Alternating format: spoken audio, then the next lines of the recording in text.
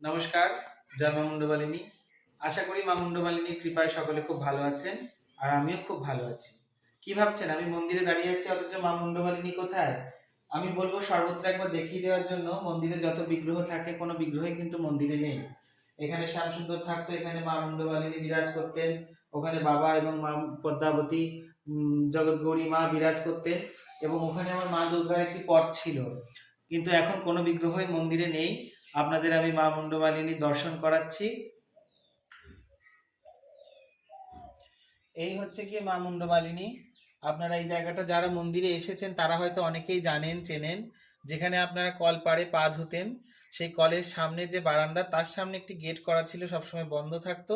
সেই গেটের মধ্যেই আমার যে বাসগৃহ রয়েছে, সেই গৃহেই বারান্দায় একটি জায়গা করে মাকে এইভাবে রাখা রয়েছে, এবং অন্যান্য যে আনুষঙ্গিক যেসব বিগ্রহগুলো রয়েছে, এই যে শ্যামসুন্দর, ওইখানে বাবা ভোলানাথ, এবং এইখানে মা জগৎগৌরী, শালগ্রাম সবাই রয়েছে এখানে।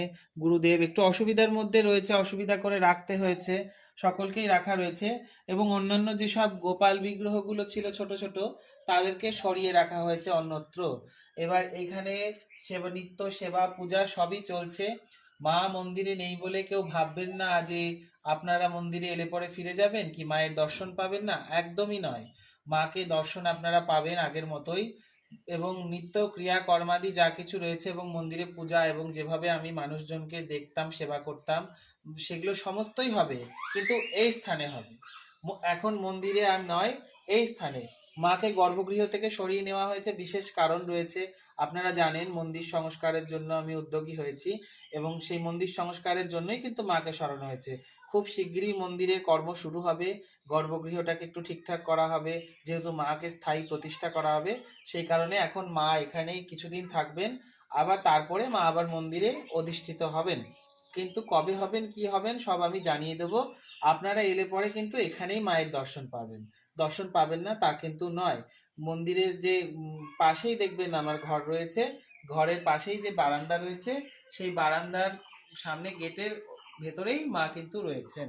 মাকে দর্শন করলেন আপনারা। এই দেখুন বাবার মন্দির, বাবার মন্দিরের ঠিক সামনেই বারান্দা, এবং এখানে কলপাড়েই কিন্তু মা রয়েছে।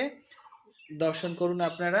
এই যে দেখুন মায়ের মন্দির, এই মায়ের মন্দিরের ঠিক পাশেই, দেখিয়ে দাও, মায়ের মন্দিরের এই যে ঠিক পাশেই কিন্তু মা এইভাবে রয়েছেন।